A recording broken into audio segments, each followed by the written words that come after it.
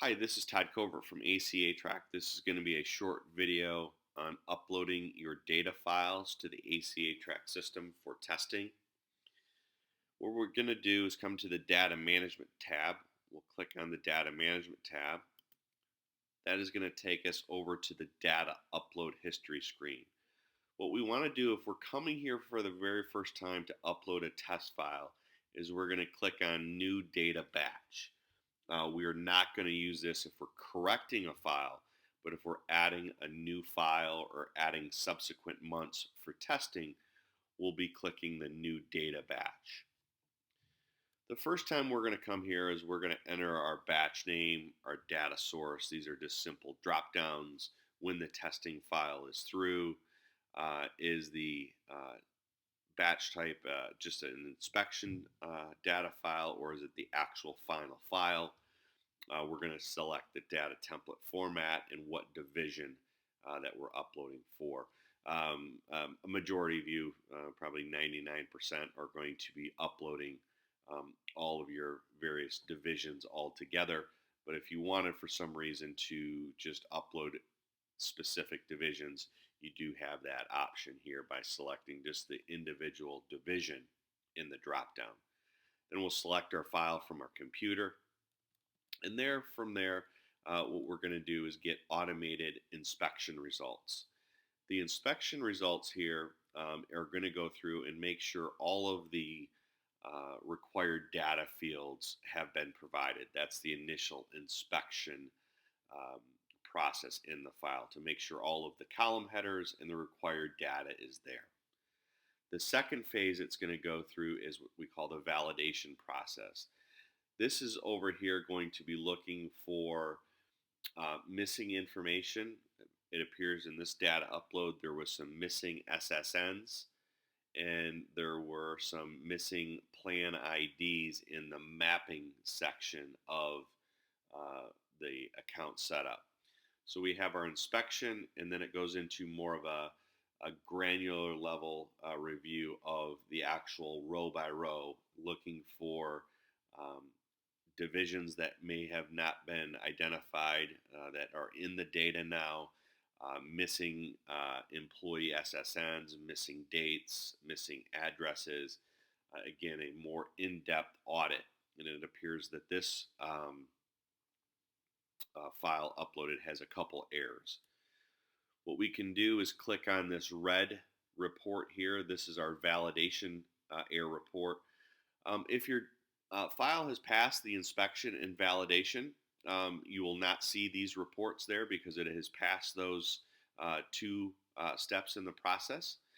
So if there's not a red icon there for a validation error report, you've passed that section and you went into the final phase, which is the integrity section of the reporting, the auditing.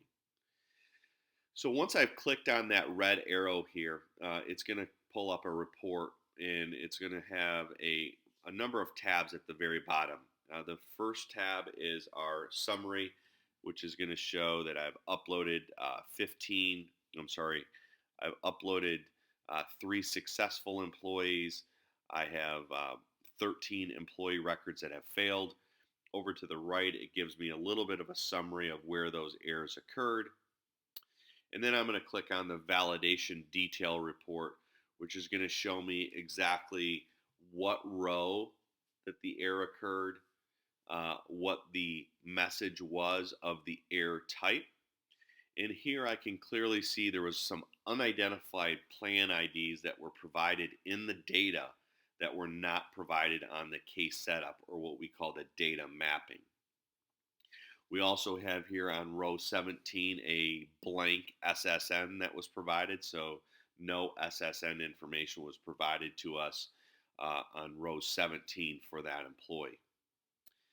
The third tab I'm going to drill down into this report are the actual, before we do that, we're going to go over to the plan mapping screen, and we're going to move and allocate Plan 1 and Plan 2 over to the associated divisions. So when we set up the account, we did not know about Plan 1 and Plan 2 as they were not allocated to any division.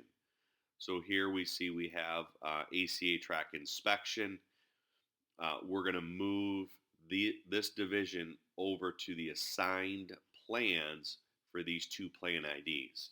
So once we move that over, what the system's going to recognize is Plan 1 and Plan 2 are now associated with the ACA track inspection division. So when we do that, the errors will be omitted from the report because the software is now realizing that Plan 1 and Plan 2 are recognized in a certain division within ACA track. So you can see here the records with the issues in the third tab of the validation report. Over here we have a bunch of unidentified plan IDs. Again, we've already fixed that. We fixed that now over in the mapping, so when we re-upload the file, those errors would be gone. And then over here we saw on row 15, there was no SSN for this employee. It was probably an error or a data entry error. We would need to fix that, and then we can re-upload the employees that were had the corrected records. Again, just a reminder, when resubmitting a corrective file, we want to hit the resubmission button or activation button in the arrows that are going in a clockwise direction. We do not want to create a new batch when resubmitting a corrective file. We only want to create a new batch when there is additional months or maybe our year-end file, or if we want to test some more files in December where there's additional data that needs to be scrubbed. When we resubmit a data file, it's going to come directly back to this screen. We're going to find our file and then re-upload it. And then from there, it's going to go through, and now we have passed the validation phase because, as you can see here, there is no red reports, and it has already went through the final phase of the integrity phase of the audit. And that is identified by the yellow icon over here to the right. It has passed the validation, so you will not see any red reports. And this portion or this phase of the process, we can identify here that we've attempted to upload 15 employees. There are 13 employee records that have been successful. 2 employee records have failed. Well, just like the validation report, we can click on the yellow icon right here, and it will give us further detail on what the 2 records of errors that occurred. So we can see here the report is coming up, the integrity report now. It is showing us on row 13 and 14 what the errors are. It looks like we have overlapping time periods for a coverage type. And then the same thing has happened on row 21 and 22. There are overlapping time periods for the coverage type. You might be asking yourself, what's the difference between a validation report and an integrity report? The validation report is really looking to make sure that you have identified all of the correct mapping. We have all of the correct coverage type codes and job status codes. The integrity phase of the audit is looking at a granular level, and it's looking at the dates that you've provided us. Are there gaps in the data or gaps in time periods? Are there conflicting time periods where certain information is overlapping, so the system is saying, hey, we can't identify because the data is showing 2 different things for the same time period. So just like before, we can look at the specific rejected record on the third tab of this report, and it's going to pull out just the errors of the employees where there was an error. So we can see here on the previous error, we had a coverage type error for insured and waived on row 13 and 14, and then also on row 21 and 22. So if we click on the rejected record tab, we can pull up the actual records that were affected.